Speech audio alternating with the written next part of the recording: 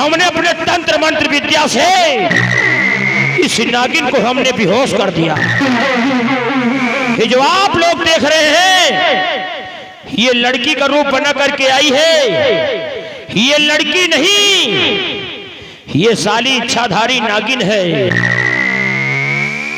ये अपना रूप लड़की का बना करके आई, हमें डसने के लिए आई है, लेकिन अपने तंत्र मंत्र विद्या से हमने इसको बेहोश कर दिया।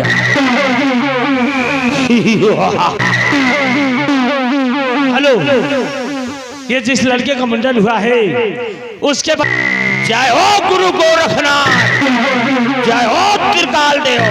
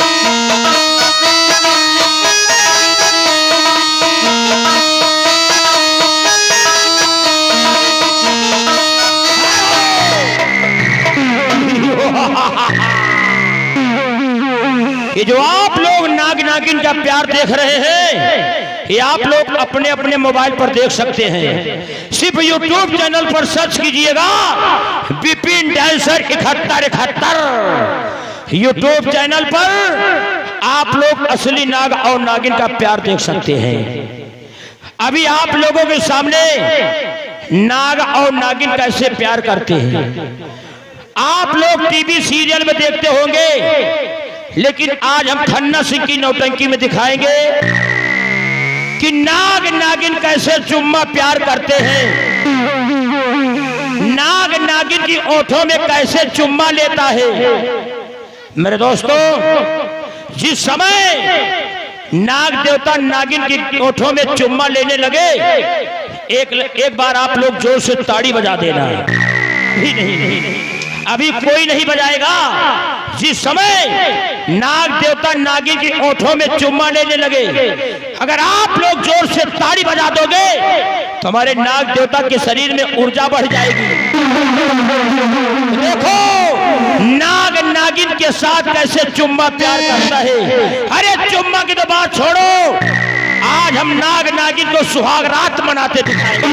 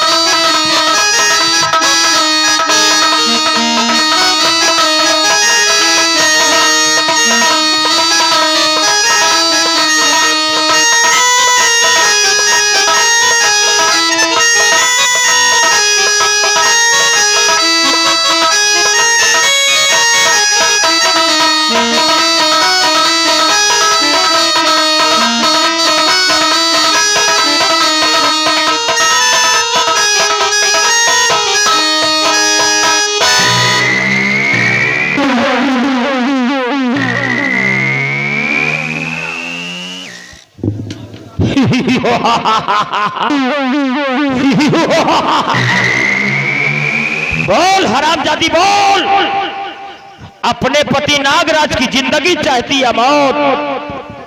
जिंदगी जिंदगी। अगर अपने पति नागराज की जिंदगी चाहती है तो हरामजादी नागिन मुझे मणि वापस कर दे। कभी नहीं। मुझे मणि वापस कर दे, हम तेरा पीछा छोड़ देंगे।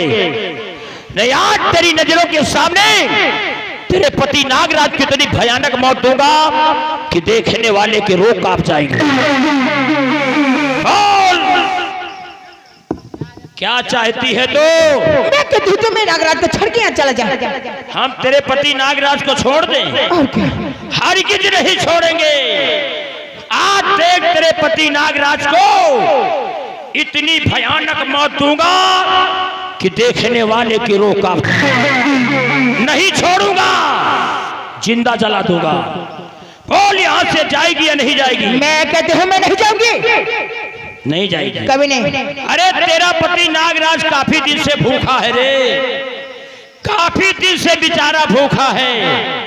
इसको दूध पीने के लिए लोग बाग, इनके भक्त इंतजार कर रहे हैं। अरे जो लोग भोले बाबा को देवता मानते हैं, आप लोग इनका दर्शन कर सकते हैं।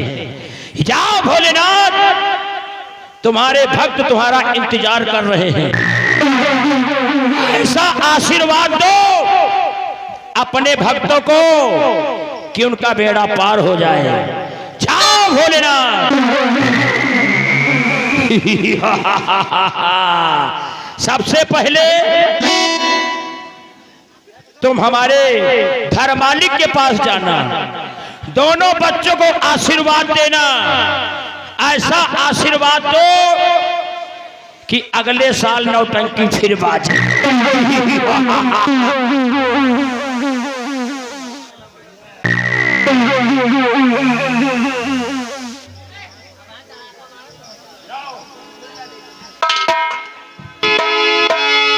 महाबली, कहो क्या कहना चाहती हो? कहाँ घुसे हो?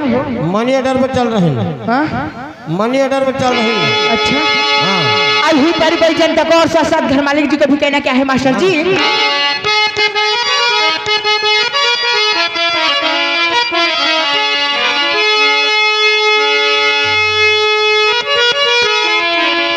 दस के नायबा तो कहाँ से लाई हो? कहना क्या है? वो प्यारी झूठा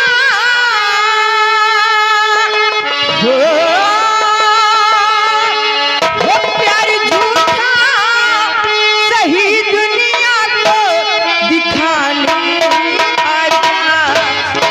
तू किसी और के मिलने के बहाने आजा।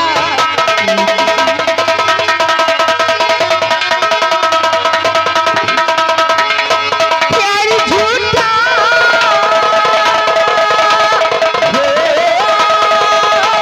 प्यारी झूठा सही दुनिया को दिखाने आजा। तू किसी और के मिलने के बहाने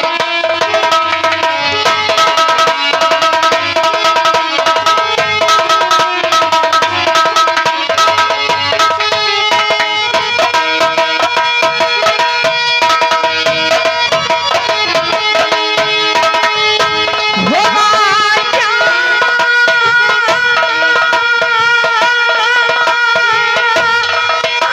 आजा।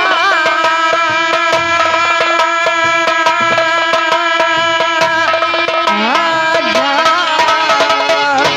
तू किसी और के मिलने के बहाने हेलो,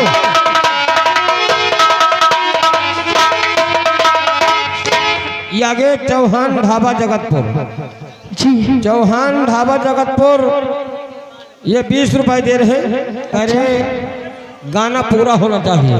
तू तो कहता था मैं जान भी दे दूंगा तुझे, जान क्या चीज है मान भी दे दूंगा।